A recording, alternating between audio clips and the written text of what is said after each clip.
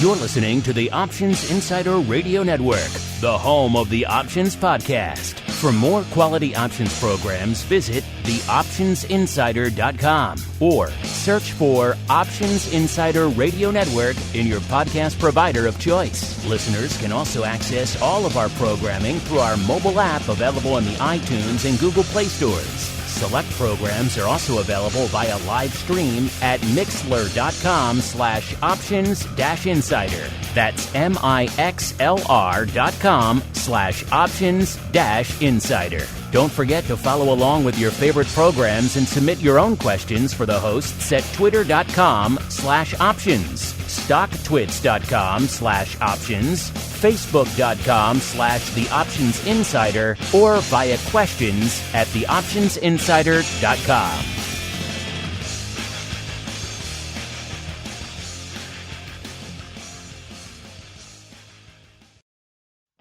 This episode is sponsored by Demand Derivatives, a startup futures exchange and clearinghouse trading the world's major assets in a creative new way. You already trade on an exchange. Here is your chance to own one. Before they approach large strategic partners for funding, the pioneering team at Demand Derivatives launched a crowdfunding portal so that regular traders have the chance to buy shares. Learn more and become a part of this revolutionary fintech project now at demandderivatives.com/crowdfunding.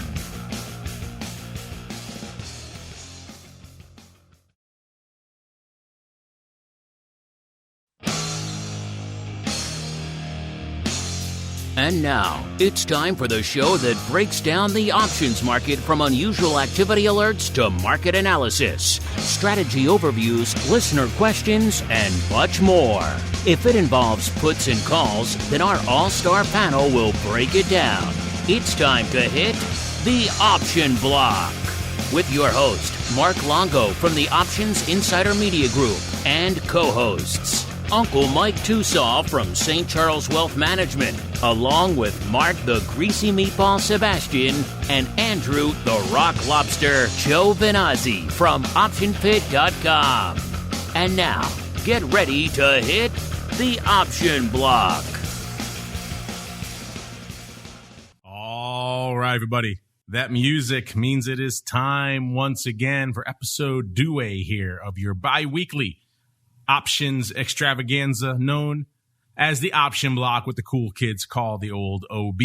My name is Mark Longo from the optionsinsider.com, as well as, of course, from the ever compelling, at least we hope so, Options Insider Radio Network. Reminding you, wherever you get this content, keep rating and reviewing. It really does help all the legion of new listeners discover the program and indeed discover the full network out there. Of course, keep those questions and comments coming too.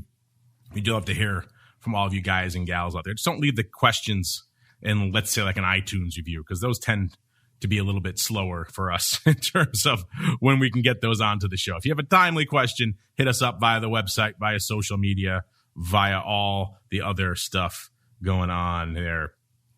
All right, so let's see what we got going on here on the show today. I do believe the boys over there at the pit are busy doing their educational session today. We'll see if we can drag them kicking and screaming away from their mentees to chat with us here on the show today. But we are also joined, as always, by the man, the myth, and legend himself. The man who still, I guess, by overall sheer number of victories, is the reigning, defending 80s theme song, now expanded to be 80s TV and movie theme song contest. None other than Uncle Mike TOSAW from St. Charles Wealth Management, a.k.a. at Mike TOSAW, that guy you know who's blowing up Twitter out there. Uncle Mike, welcome back to the program, sir. Happy to be here, but I will give the title to Sebastian. He won it this week, so he has the belt right now. So I will give it to him. But if he doesn't show up today, then I'm taking it back. There you go. He forfeits. He loses his claim to the throne. But we never lose our claim on the markets. Let's get to it. A little bit of the old trading block. It's time to break down the latest topics, trades, and trends in the world of options. It's time for the Trading Block. All right, everybody, welcome to the Trading Block, the portion of the show we break down what the heck is trading, what is lighting up our screens out there. And it seemed like earlier in the session, the markets were mostly green. And we had the S&P and the NASDAQ in the green. The Dow was kind of struggling a little bit. Now as the day has progressed, session has progressed, we've seen starting to get a little more in the red out there. S&P ticking in the red now, off nearly 0.1%. Dow closing in off 0.5%. And NASDAQ struggling to stay a foot there in the green, up about it, just tick down again, up about 0.1%. But it seems like that sucking sound is going to tick it down a little bit. Actually, the S&P off down about almost 0.3% now. So, yeah, that sucking sound to the dark side, maybe going to drag the NASDAQ down with it. A lot of things looming out there. Folks are spooked, obviously, about valuations. Also, lingering news out of India that is not exactly good on the pandemic front. So a lot of things weighing on the mind out there. Of course, we have earnings season going on right now as well. We'll get into all that in a second. Got some new reports for you, hot off the presses from our friends over there at Orax. That means interesting stuff coming into the show. Kicking off the show, we had VIX at about a 17.15. Of course, I have a feeling that's going to change once we start getting a little bit more meat on the bone there from a vol sell-off perspective. Let's see.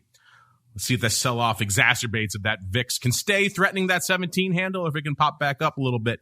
VVIX at about a 110. So that's right around, by the way, VIX is down about 1 1/3 points from our last show. VVIX almost exactly where it was last show. It's at about a 110 right now. It's up about a point. It was a 109 on Monday. VXX giving up some of that tasty, delicious ghost, 9.8. Coming at showtime off about 0.6 point. You know, today's the last day to get in on that VXX sub 10 action before it reverse splits 4 for 1, kicking off tomorrow there. So if you don't want any of those weird legacy stub quotes, you just don't want to deal with the reverse split thing, get the heck out of Dodge before the close today. New beast coming online tomorrow. Last time they did it, it was like VXX2. It was all sorts of weird. We'll see what they end up doing this time. And of course, Vol Q, aka the at the money vol, the NASDAQ, a little bit shy of the 20 handle at about a 1975, puts it down about 1 1/4. That's the first time it's budged in a while. It's been kind of locked at 21 for the better part of the last few weeks. So even though NASDAQ has been moving, which is kind of interesting. So interesting to see that Vol Q finally selling off a little bit out there. And Mr. Uncle Mike, it started off kind of like an Uncle Mike kind of day. Then it seems like perhaps the market gods are no longer smiling upon the Uncle Mike type of frenzy, but we'll see. The day is young. Uncle Mike, sir, what is lighting up your tape out there in this still right now slightly Uncle Mike kind of day? Day is young. Something must have just happened in the last 2 minutes as I was getting ready to go on the show. I turned off my news ticker for a little bit, but looks like the market did not like what happened 2 minutes ago or something like that. But had nearly a 20-point drop in the S&P. So we'll have to look into that as the show goes on. But in terms of what's happening overall right now, we're still below the all-time highs that we made last Friday. Not by a lot, but a little bit. Looks like we were going to make a run at them earlier, up till about a few minutes ago, and we're right on the edge of it. So curious to see what's going to happen with everything that's going on right now on the day-to-day. It's going to be an exciting close, that I can tell you for sure, for these last couple hours of the looks like we have a capital gains tax proposal that apparently the market did not like. But anyway, just in looking at that, it'll be interesting to see how the markets react to that going into the close. That's for sure. What is interesting to me, though, or what is, I guess, kind of exciting to me, is from the standpoint that we're not having this treasury / tech correlation like we have been. So we're not moving. They don't seem to be moving in lockstep with one another. The yield along with, or the 10-year yield along with tech. So we don't seem to be having that. 10-year yield's relatively flat on the day-to-day. So we're not really getting a lot of that. So that's what's happening right now with what's lighting up my tape in terms of the sector analysis. Today's a day to where what we have going on in the marketplace, the main thing that's getting hit, at least as of right now, appears to be the consumer staples, along with financials to some extent. That's bringing the market down initially. So be curious to see how markets are going to continue to react to this and what's happening throughout the rest of the day today.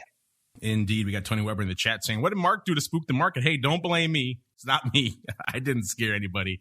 I'm just the facts, ma'am. I'm just presenting things as they are right now. Let's see how things are right now coming into doing it a little bit earlier here in the show. So these numbers going to be a little bit lower than they normally are here. But VIX, as of right now, still pretty light at about 157,000 contracts. The ADV just a tick over 500,000 right now. But we'll see if that number starts to pick up, if we do indeed see the worms start turning, whether it is indeed this capital gains tax, something else that is spooking folks out there. Either way, the worm turning a bit out there right now. SPY at a little bit north of 2 million, about 2.05 million right now. The ADV about 4.3 million. And the S at about 450,000. The ADV is kind of locked out there at about 1.2 million as well. It hasn't really budged much over the course of the past month and change. Q's closing in on 420,000 contracts. The ADV about 1.2 million.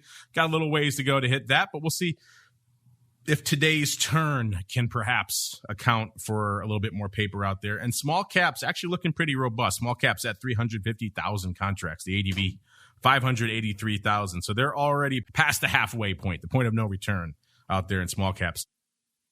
Of course, if you want all things small cap, stay tuned. We'll be beaming into the FTSE Russell studios a little bit later on TWIFO to get all the action out there in small cap land. Spoiler alert, it's been a pretty action-packed week for all things small caps out there. They're up 2%, they're down 2%, dogs and cats living together. If you want some action, you want some vol, small caps have not disappointed you this week. Let's see if the top 10 most actives can disappoint us. And this is a weird one, listeners. So let's get into it. Again, we're running these numbers a little bit earlier than we normally do, right around 10, 15 minutes earlier. So that could maybe account for some of these changes, but not enough to the size of the changes we're seeing in a second. You'll see what I'm talking about in a second. Number 10 cost you $191,000. That's actually not bad paper for this part of the day here.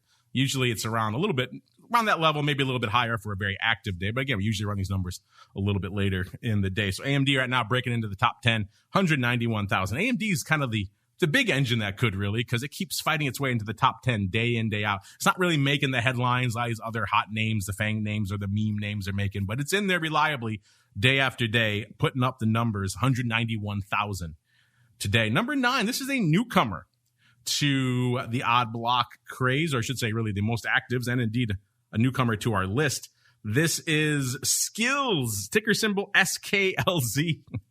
This is an online mobile multiplayer competition platform that's integrated into iOS and Android games.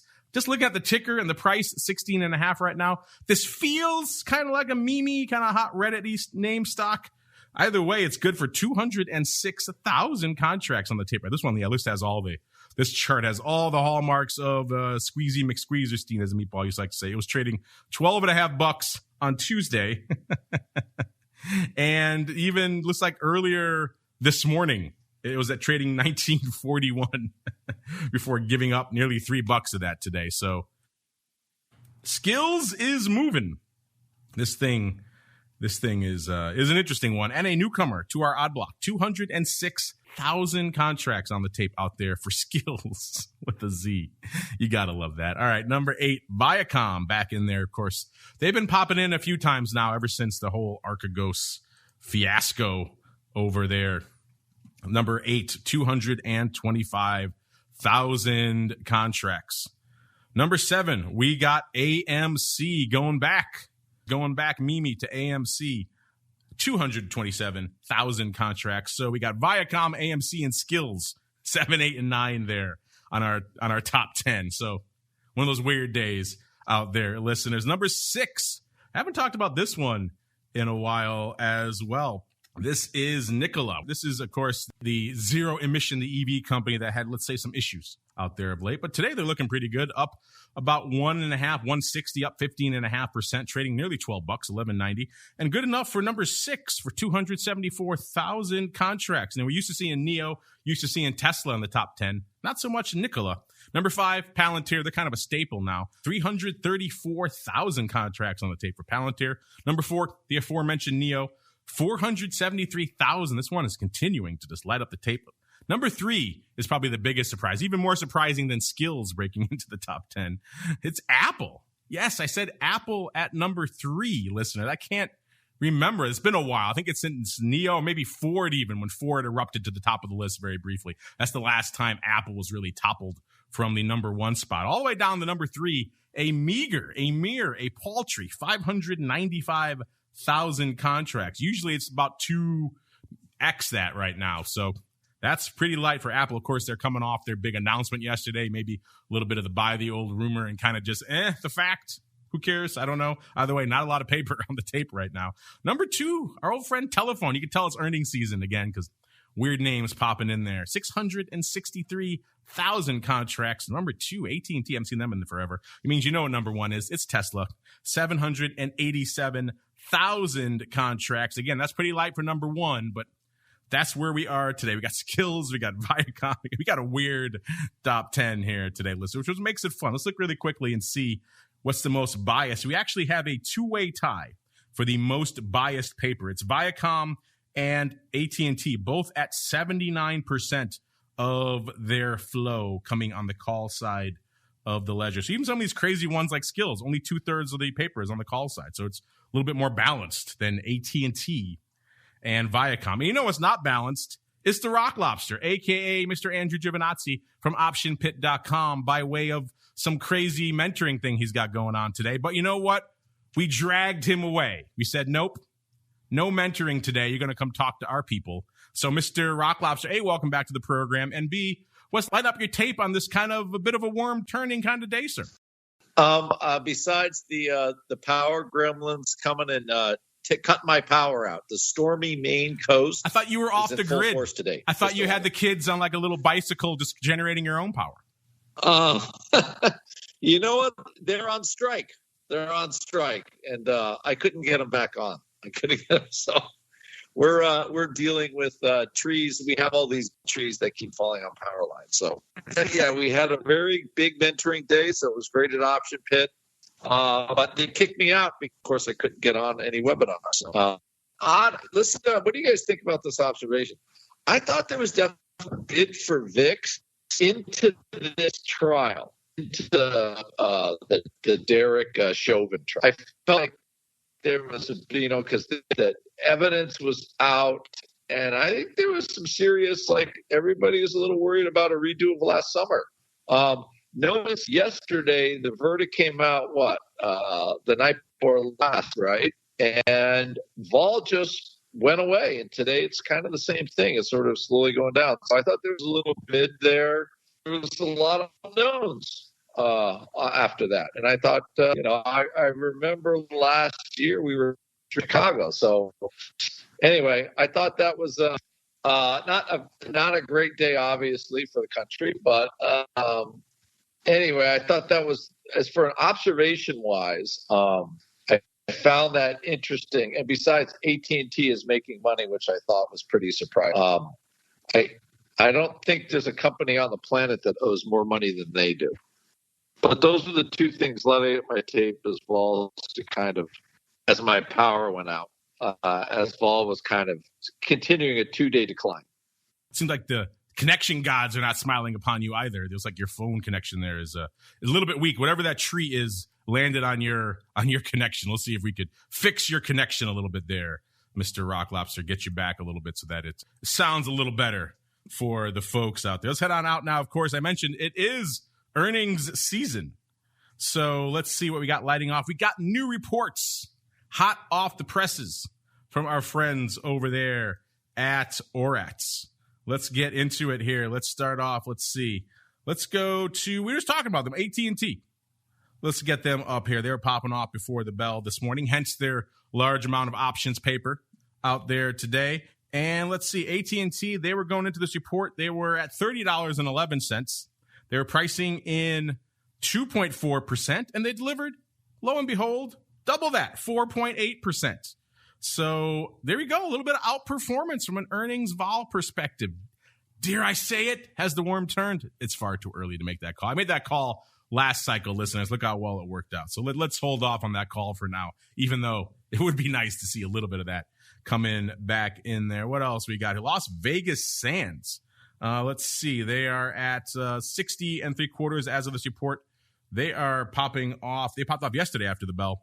They were pricing in 5.2%, and they delivered 3.6%. So a little bit of underperformance there. Good old Love. They were popping off before the bell as well, a.k.a. Southwest Airlines. They were at 62.04. They were pricing in 3.7%, and Wah, wah. They delivered 1.3%. So perhaps I got a little bit too excited too soon. Let's see what else we got. American Airlines, going back to the airlines as well. 2101 going into their announcement. They were pricing in a whopping 5%, and they delivered a comparatively meager 0.6%. They moved 13 cents. Well, there we go. So much for the great hope of outperforming from an overall earnings perspective. We had some big names popping off this week. We had Chipotle, we had Discover, Southwest, of course, Mattel, American Airlines, Intel popping off today, later after the bell today, and WWE popping off after the bell today. We'll see how the pandemic has treated them out there. You folks know what to do to get those reports. Go to theoptionsinsider.com. Click on them for yourselves. I'm just looking here really quickly to see. Oh, Chipotle, here we go.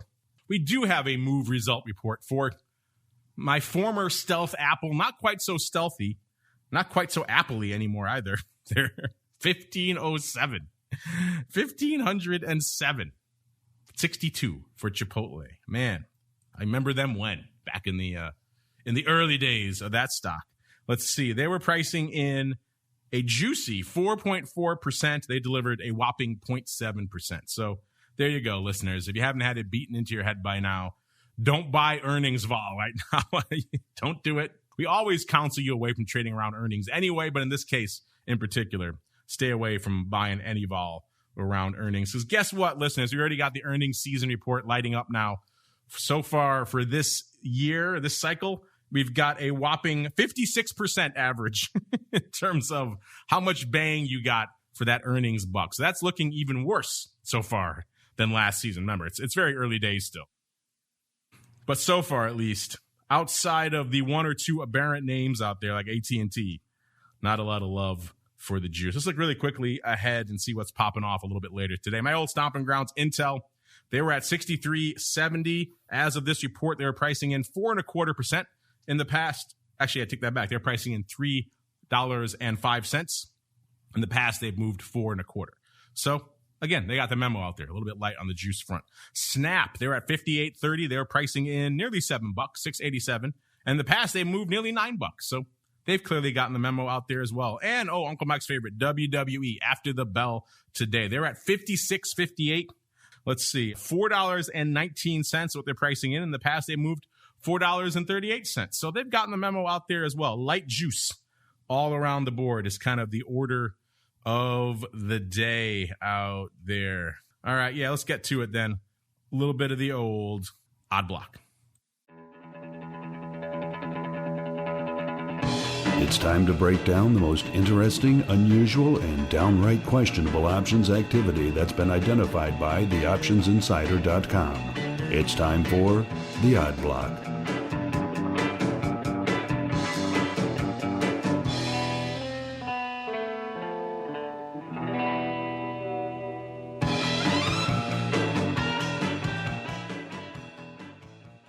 All right, everybody, welcome to the odd block, the portion of the show where we get a little weird, we get a little wild, we get a little crazy. Let's see what our Eye of Sauron has found for us today. First, we're going back to a name we were just talking about out there. Good old Las Vegas Sands, ticker symbol LVS. Trading right now about a little bit shy of $60, about $59.80, off about $1 or about 1.6%. We just talked about their performance from an earnings perspective. Let's look back at their performance over the course of the past year. A year ago, not a lot of folks really looking into gaming and hotel and leisure activities, so they were trading about $41.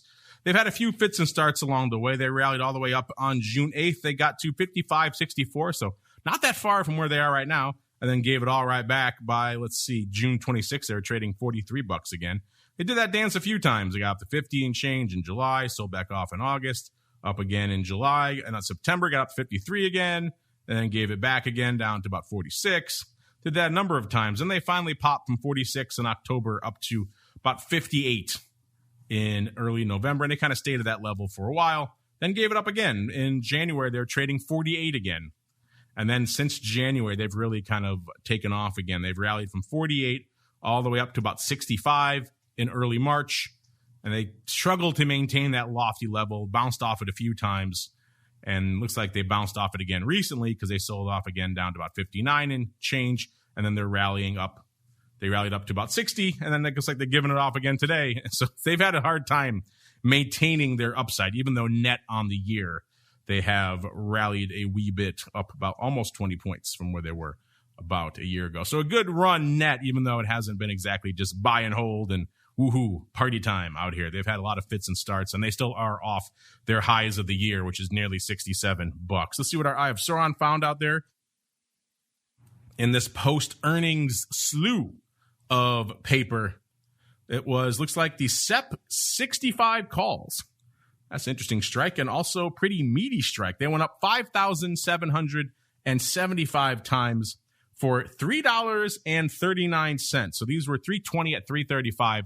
These folks said, in order to get nearly 6,000 done, we got to go a little bit through that offer, all the way out to nearly $3.40, going up on the Amex. Again, this is post earnings. It was done with the stock was a wee bit lower. The stock was 58.51, so $1.30 lower than it is right now when they scooped these. So these are already looking pretty good, even though these are pretty juicy. About nearly a 40 vol, about a 39 vol here for this Las Vegas Sands. But again, given this chart over the past year, you can't really argue that this name isn't warranted out here. We kind of talked about this one already. They kind of underperformed from an earnings perspective and certainly underperformed from an earnings vol perspective. But our friend here obviously thinks perhaps they will outperform from an upside perspective. That 65 level seems to be where they've been challenged in the past. They've kind of gotten through that and then given it up a few times. So let's see if they can maintain it. He's got all the way to September. He's buying some time. So he's getting a lot of time for his pretty pricey $3.39 for these bad boys. Let's try again.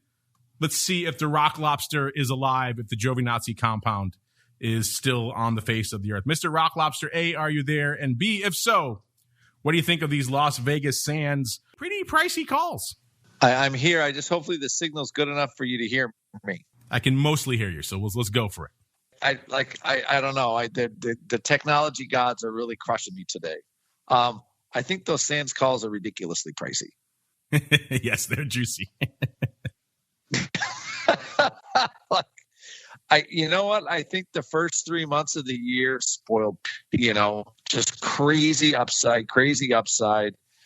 We had a 30 vol market and the SPX was at an all-time high. You don't get that very often, right?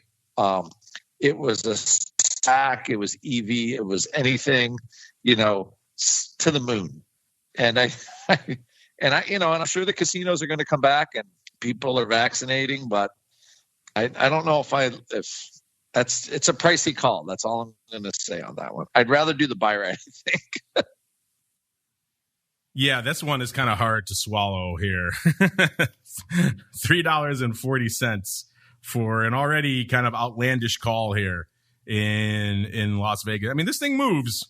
It's moves, but yeah, that's a rough one, and you're usually a very good chance you're going to be wearing that. Tell you what, just because it's so juicy, so lofty, we'll come back to this one, see how our friend fares with $3.40 nearly 6,000 times, or if he gave up the ghost out there. He did it post earnings, so sometimes if you can catch it right in the vol crush immediately after earnings, you can maybe get some decent vol levels, but it doesn't seem to be the case. He still paid a 40 vol, and he paid a ridiculous amount of premium for these, so perhaps he got in a little bit too early, even though the underlying is moving his way. If I pull up these calls right now, it would be interesting to see how much the vol crush has impacted them versus the old Delta versus Vega discussion, but we'll do that a little bit later. We have to keep on rolling with our review here. Let's go back out now, listeners. We like to pay off our Wayback Machine.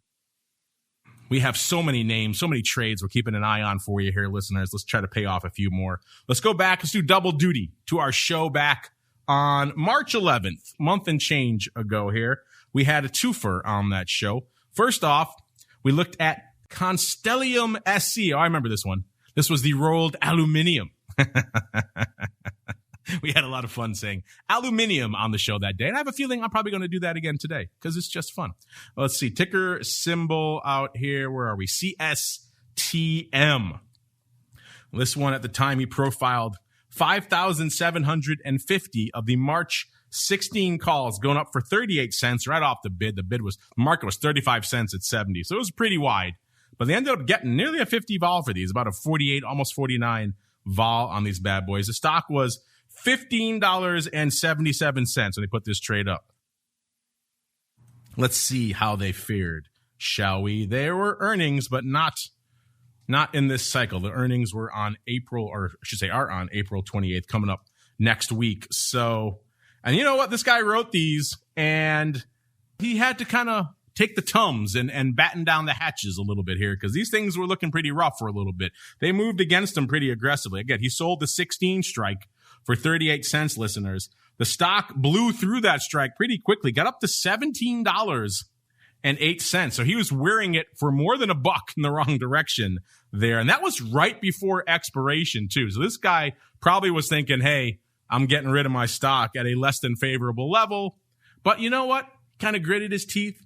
He dug in and he held on, and it ended up, he got the rare turning of the worm in his favor right before expiration. Think about that, listeners. How many times have you had a similar scenario and you were hoping for that worm to turn and it didn't go your way? This time, this guy, he had the market gods smile upon him, because the stock closed at $15.82 on expiration. He got to keep all of his 38 cents 5,750 times, because these were still open at expiration. So he pocketed almost $220,000. So not bad, but he did have to sweat for it a little bit, Mr. Rock Lobster. What are your thoughts on these calls and the fact that our friend gritted through it and it ended up working out in his favor? Very rarely, sir, does that happen. Yes, I'm kind of writing some VXX puts that I probably kept on a little too long. So I can every once in a while it happens, but usually you just don't get that lucky. I just did that before the show. I got rid of mine, so I could go into the show free and clear without having to think about those. And if the power didn't go out, I would have done it myself. But I can't even get a phone app to work right now. So somebody is just drilling me from above. So anyway, I'll have to deal with the split, I guess, tomorrow. Anyway, one way or the other. Yeah, I thought you wanted to avoid your little stub quotes. I thought you were getting the heck out of Dodge before. I totally want to. I don't know if I'm going to be able to close. I Power gods. Phone app and close. Now you're starting to see the dark side of living off the grid in the compound in Maine there, but you want to trade all day. That does make it hard. If you were like a goat farmer, yeah, you're good, but you need a little bit of connectivity to do your business, sir. You do. 100%. So my only saving grace is that, it's not a catastrophically big position at this point. But anyway, it's still annoying as heck. So what are your thoughts about this guy holding on? Do you think he should have rolled the calls, gotten out of Dodge, or is it better to be smart than good at the end of the day? Well, it's always better to be lucky. I mean, lucky. I meant lucky. Yes, lucky than good. Yeah, I think he took the luck. I think he took the luck factor. But you said the open interest was long. So did he take delivery on them? He left it on. So these calls ended up expiring worthless. So he's good. He kept his 38 cents. So he's happy. Yeah. So he didn't have any problems. So it works out sometimes that way. So anyway, he lives to write another day. Buy right? Really? What's the worst that could happen? The stock plunges to zero. Guess, right. The stock plunges and you're miserable. So yes, I think the guy, he just is taking his luck and leaving. Yeah, he got lucky. He's happy. He'll take his roughly $220,000 and live to write another day. We'll see if he's going to come in and write a similar strike again out there. Now let's move on to another. There was a weird one on that show, listeners. A weird one that's even hard to find now because this ticker has since gone the way of the dodo. If you remember on that show, listeners, there was some call love in a ticker QEP Resources. This was a nat gas company. And we talked about it on the time at the show. There was a takeover of this name that was initiated back in December. Diamondback Energy was going to acquire this QEP Resources in an all-stock deal. Of course, what happened between December and March is that nat gas blew up. So shareholders were left holding the bag. They were kind of angry.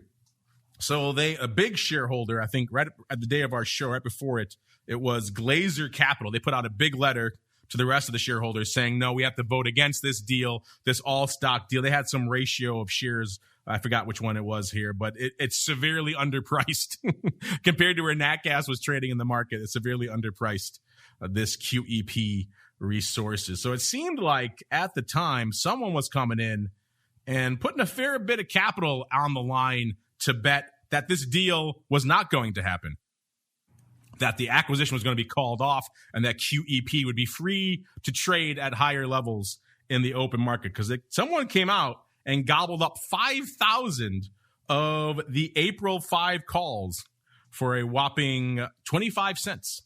And that was the offer. They lifted it. And what's weird about that is that was well above where it was trading at the time. It was trading, I think, $4.25, which is right around the ratio of the price for compared to that Diamondback, obviously the stock ratio there. And someone was clearly wagering that something was going to happen soon and this thing was going to pop. And they traded nearly 8,000 total on the day. So more came in after the fact.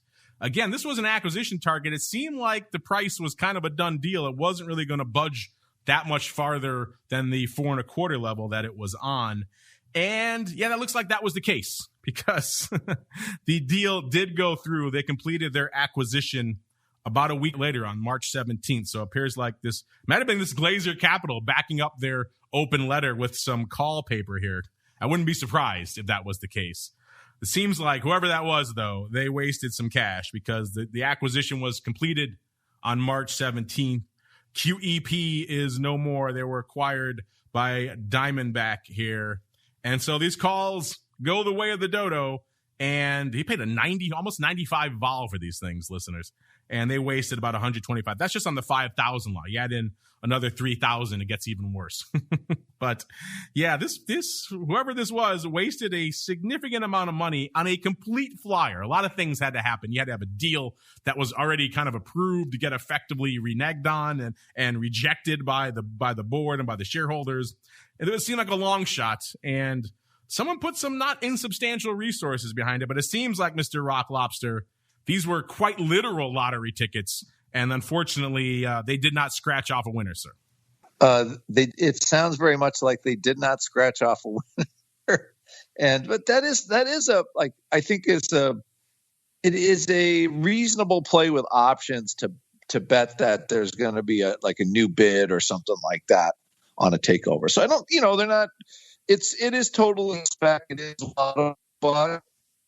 That's what part of trading is sometimes. You just don't take, you don't take the rent money, the house money, the food money, the medical money, and you do stuff like that. But, every once in a while, if you think something's going to happen, it could be worth the shot, but you have to be able to accept the downside, which is you have all that money is gone, which is kind of like a lottery ticket. Yeah, it was a pretty pricey lottery ticket. And that is totally what it was. A lottery ticket. It was pretty much a binary trade. This was a yes or no. The yes, and you're looking all right, but there's no getting out of it. There's no scratching for any of this. You're not getting a 25-cent bid to get out of these. These things are gone. So that's effectively what they did. And they wasted a couple $100,000 on it. And it unfortunately did not work out in their favor, listeners. But it always works out in our favor. It's your questions. And it's Mail Block Thursday. So let's get to them. It's time to take your seat on the All-Star panel as we read your emails, tweets, Facebook messages, website comments, and much more. It's time for the Mail Block. All right, everybody. Welcome to the Mail Block portion of the show where you folks take the reins, your questions and comments. Really quick before we get into all that, we got some audience polls to pay off here. One we've already discussed a little bit. I just want to refresh it. And then we have one that just went live right before the show. Kind of a fun, easy, silly one to wrap up the week here. But first, we talked last time really quickly on the show about minis. I was kind of surprised at the lack of mini love out there. And most people I've been talking to lately, particularly in the business, have been kind of down on the prospect of bringing back minis as well. Check out our interview we did on Tuesday as well with the former chairman of the P-Coast over there. Not a big fan of minis coming back either. As of this poll, we asked you, should minis come back or should they stay dead? And minis coming back won almost 60%, 59.5%. But no, they should stay dead. Got 40.5% of the vote. That's closer than I thought it would be. And maybe minis aren't a sure thing for coming back this year. It seemed like the retail explosion, the one lot frenzy out there made this a no-brainer, but perhaps not. Perhaps we spoke too soon. Now we have a fun one out there right now, listeners. Go play if you haven't already. At Options went live just before the show. Very simple one to end up the week here. Quite simply, which level will we hit first? Gave you a bunch of choices. A VIX of a 14, so a 14 handle in the VIX. SPX of 4,300, so a little bit north of where we are right now. It was about 130 points north of it right before showtime. Bitcoin at a 70,000. So that's a bit of a run. I think that was about 15,000 points, I think, right around the start of the show, a little bit more. Or a WTI, which is the crude oil, of course, at a 70. Of course, we've been hovering around a little bit low 60s range for a little bit out there of late. So some fun. Which of these will we hit first? If we could have a fifth, we could say neither.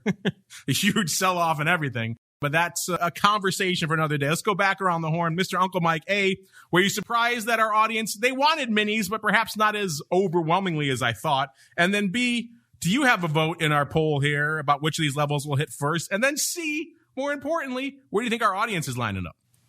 A, I am still surprised with that. I figured there'd be more demand and more desire for the mini options. I know I'd like them. I would use them for sure. I think it would be a great addition to our covered call portfolio. We would definitely use them. So I would love to have them because if we have certain people that can have 460 shares and can't have 500 shares of something, the minis would be amazing. I would love them. So I am surprised because I'm willing to bet there are more people out there that have similar sentiments. But as Mark Longo likes to say la vie. In terms of the poll, oil, I could see maybe. VIX 14, I don't see that happening anytime soon.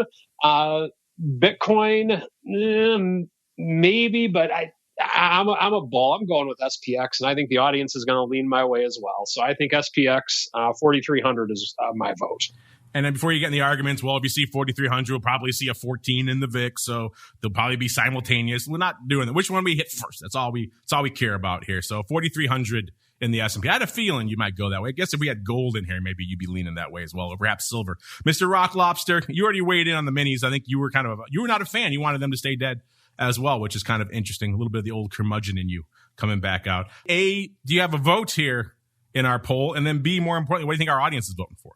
I think we'll see VIX 14 first as these vaccines come online, and I think the audience is pretty bullish overall, so they're going to see 4,300.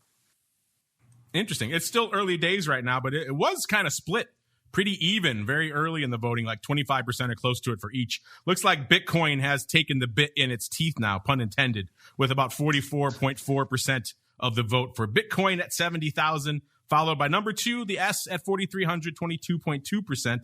VIX at 14, 18.5%. No love for WTI 70, only 14.8%. But again, it's early days. Make your voice heard over there at Options. This is going to run for a few days into the weekend, so you got a chance, if you're listening on the podcast, too, to get in there and make your voice heard. If you listen live, you get bumped up to the top of the list, like a lot of our fun listeners do, including Mr. Tony Weber, who I do believe was one of the grand prize winner of our Broker Madness contest. By the way, the folks at the folks at Lightspeed, formerly the keepers of LiveVol, will be coming on the network soon to celebrate their victory and talk about why they think they triumphed in that tournament. So stay tuned for that. Tony wants to know, on the ORATS data, any thoughts on why buying premium is not working? Is it due to the drop in overall VIX? Is the Robinhood crew inflating the price, trying to hit homers? You know, this is one of the mysteries wrapped in a riddle, wrapped in an enigma that I've been trying to solve for the better part of a year. I thought it seemed like a no-brainer going into the first major earnings cycle of the pandemic last year, that we had major companies saying, you know what? We have no idea what the hell the future. Usually when they revise their guidance, that's going to cause a lot of havoc with the stock. When they completely renounce all guidance, that should be the huge catalyst for volatility. What we saw was, time and again, that was not the case. The market just shrugged that off as if it was kind of immaterial to the future of the stock. And it never translated into any vol. And why that is still a bit of a mystery to me. I mean, some arguments you might hear about there, maybe the Fed coming in and easing things. It sucked up some of that vol a little bit. Of course, we had the vol coming in at the same time. That probably didn't help. But in general, the individual vol on some of these names, given what they were reporting and what was going on in them, it should have moved quite a bit. And it just didn't. These things, it's one of the great mysteries of the pandemic. And I've talked about this with Matt many times, who crunches these numbers, and he's still kind of he's still kind of mystified by it as well as to, and then cycle after cycle, it's been the same thing. And it's like, well, we don't know what's going to happen for the next year. That's pretty much, that's the synopsis of the entire earnings for the last year is that. And yet it has not materialized into any really substantial moves at all. So the answer, I wish I had it. I've been kind of puzzled by this myself for some time. I'm still digging for the answer, Tony, but I don't have it off the top of my head. I don't know, Mr. Andrew, this is something we talked about before, but are you still mystified about the earnings vol underperformance? Or are you kind of just like the rest of the market? You're like, that's what we get. I just, what I think is stocks are so already, they're so bid, right? Stocks have already run a lot of them so far. And to be honest, like the earnings don't mean anything because there's the whole COVID thing everything is a big ball of confusion. So, they're going to price earnings. What can a stock really do that it hasn't already done? Look at Google, look at what can the stock do? They're already gone to the moon. So, are they going to get that extra 20%, 50%? A year ago, nobody knew what was going to happen anyway. So I don't think there's any good relative springboard for company earnings right now because the future is still, I think earnings wise, still kind of murky, and it's been murky for a year, and until things kind of get back to normal. But I think the whole earnings picture is going to be a big wash, and that's another reason I don't think we're seeing a lot of response out of VIX or out of all. It's like it's kind of meh on it. So I just don't think we're going to see a whole lot. A lot of buying has already been, let's just call it, all the stocks have been pre-bought. They've all been bought. They all are just hodling all day long. Yeah, and you have so many companies just in the grips of external factors beyond their control, which is effectively where most of them are right now. That probably contributes to it as well. What they say is like spitting into the wind when they're at the whims of the market zephyrs just carrying them hither and yon, right? So, but it is a weird phenomenon. I'm with you, Tony, and it's something I've been analyzing for the better part of a year, and I'm not sure if I still have the right answer for it yet, but getting closer maybe. But yeah, this is definitely one in the future. There will be case studies and analysis about how is this possible? Again, 2020 and into 2021 now, a year where many things were unprecedented and then are now kind of just commonplace. All right. This is the fun one. This comes from Bill's in Tokyo. So I guess Bill's writing to us from Tokyo. Glad you're enjoying the show over there in Tokyo, sir. He says, here, I like a subject, RE the 80s. I like his question already. I don't even know what it is. He says, there was an earth-changing movement that started in the 80s for cartoons.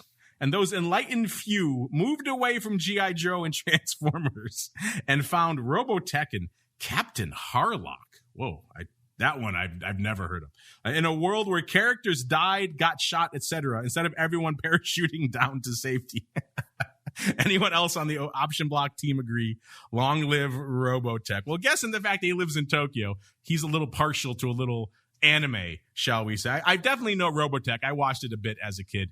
It always seemed to me like it was a bunch of jet fires from Transformer just fighting each other, and it didn't really excite me. Captain Harlock, I have never heard. I'll have to check that one out. That doesn't sound like a Japanese one, but again, I don't know. I'm with you. It was always kind of silly in G.I. Joe where something would explode, and of course, at the last minute, the parachute would come out and everyone would land safely. And they're shooting lasers and guns and explosives everywhere, and not a single person is really killed or even hurt very much. So yeah, that was always kind of silly to me, even as a kid. This, of course, listeners, is in reference to the G.I. Joe theme that we did for the show there on Monday. But that's out of my wheelhouse. Mr. Uncle Mike, you like a bit of 80s shows. A, were you a Robotech fan? And B, have you ever heard of Captain Harlock? Because I have not. No, I have not actually. I was a G.I. Joe guy, so I did not see it. And that's what I grew up with in the 80s. You had the A-Team to where they'd always shoot everybody and no one would ever get hit. And then G.I. Joe, where you have the parachutes of safety. So I guess that teaches us as kids that war and guns are safe, I guess. Yeah. I don't know. But, that's the way it was back then. I mean, no one ever dies in TV. It's amazing kids weren't just spraying each other with machine guns all the time, because why not? Doesn't hurt, right? Can't possibly hurt you. A-Team would walk into a room, they would empty 3 clips, and then no one would be hit.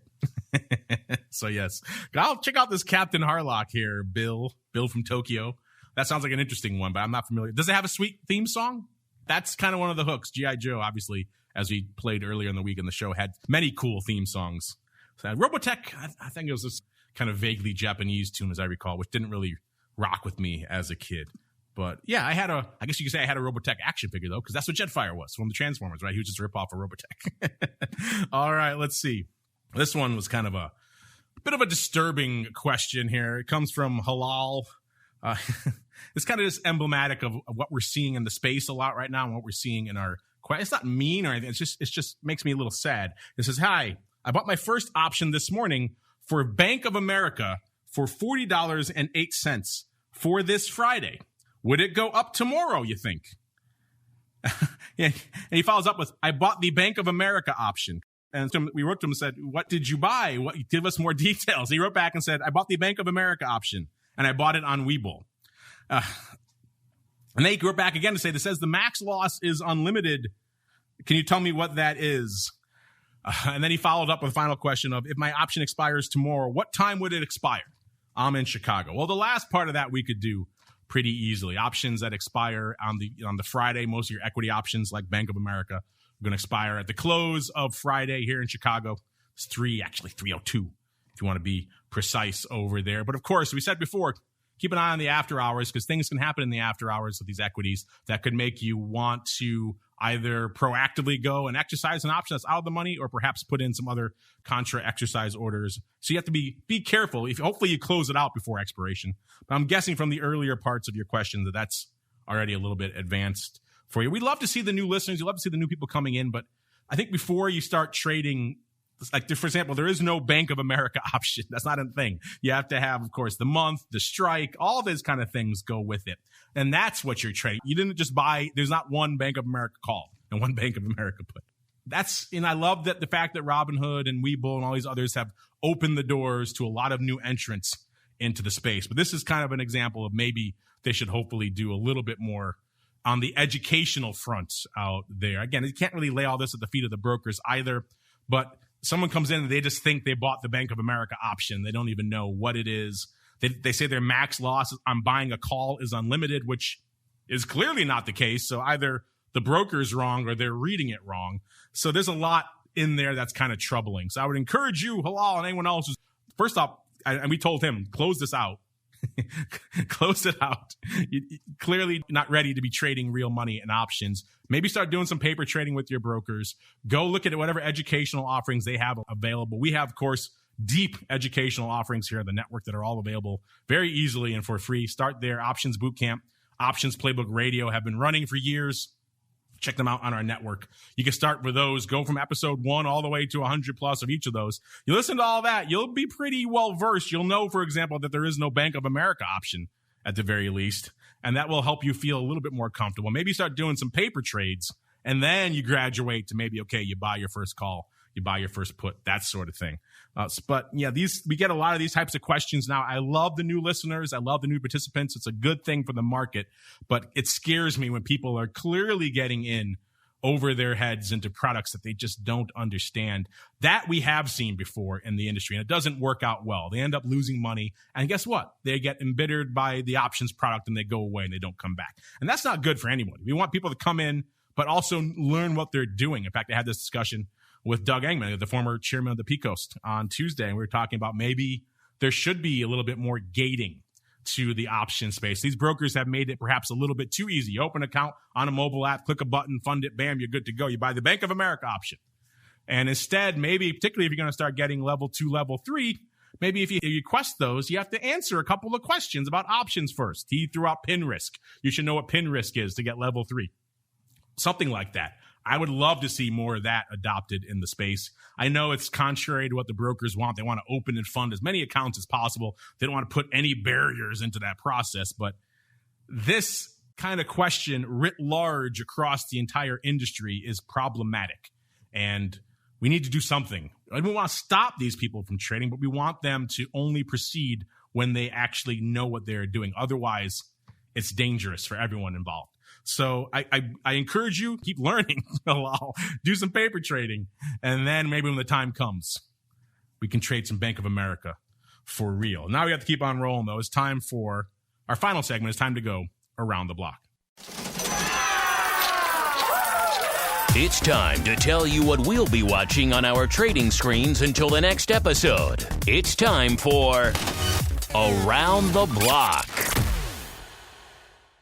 All right, let's go around the block. Let's get some happier things. Let's go to Uncle Mike first. He always cheers me up. Mr. Uncle Mike, sir, what are you keeping an eye on for the rest of the week into the weekend?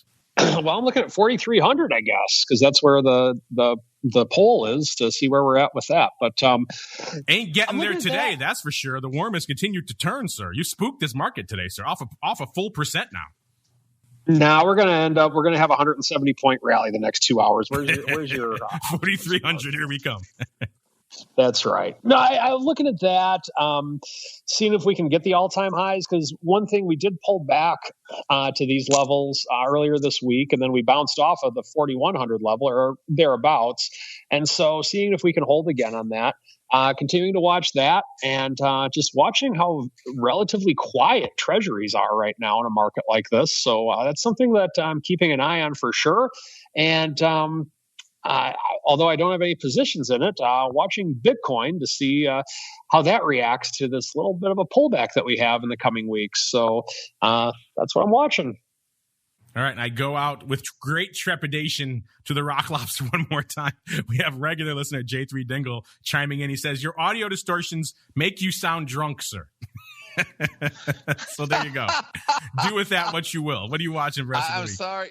Yes. Well, we'll see if what happens with since I can't see any market news right now. I don't even know where things are. I can't even close my position. But I thought we would we're kind of waiting for earnings. I think they're going to be kind of masked. So I don't expect to see the market do much, but I figure vol will just kind of slowly sort of peter out here into the beginning of the summer. So that's really all I'm looking at, on see if the landscape calms down a little bit.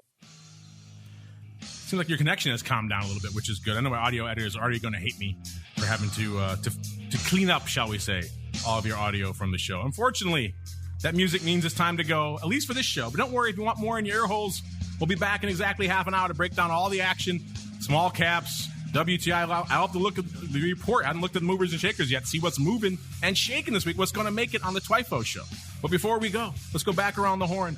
Let's start with the Uncle-list of Mikes. Mr. Uncle Mike, sir, what are you keeping an eye on? Or I should say, what should folks do if they want to follow you on Twitter, or perhaps check out your website full of content? Where should they go? What should they do?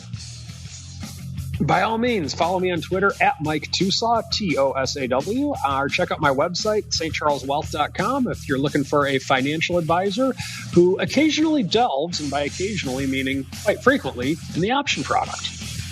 Check them out over there. I should say for Halal and everyone else who's new too, Uncle Mike has done a lot of great strategy blocks over the years on this show as well. And we're looking at some great way to maybe pull those out, make those something standalone you can go listen to on your own too if you want to just kind of learn about the options, because there's so much demand for education right now. So maybe a little bit of Uncle Mike in your life sometime down the road there, Halal, as well. And of course, the Rock Lobster in between his binge drinking in the early morning.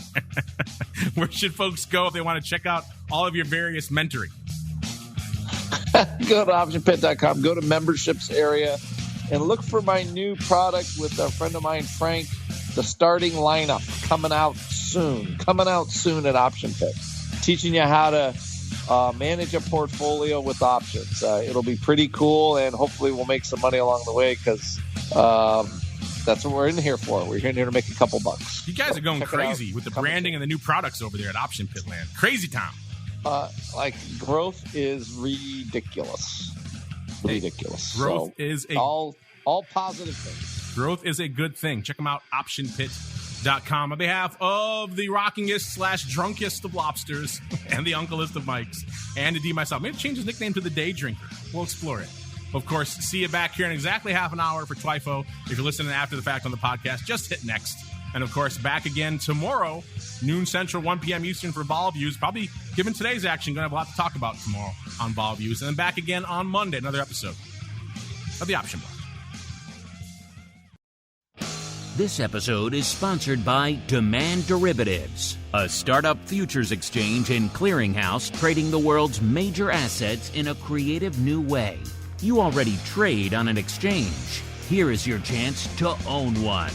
Before they approach large strategic partners for funding, the pioneering team at Demand Derivatives launched a crowdfunding portal so that regular traders have the chance to buy shares. Learn more and become a part of this revolutionary fintech project now at demandderivatives.com/crowdfunding.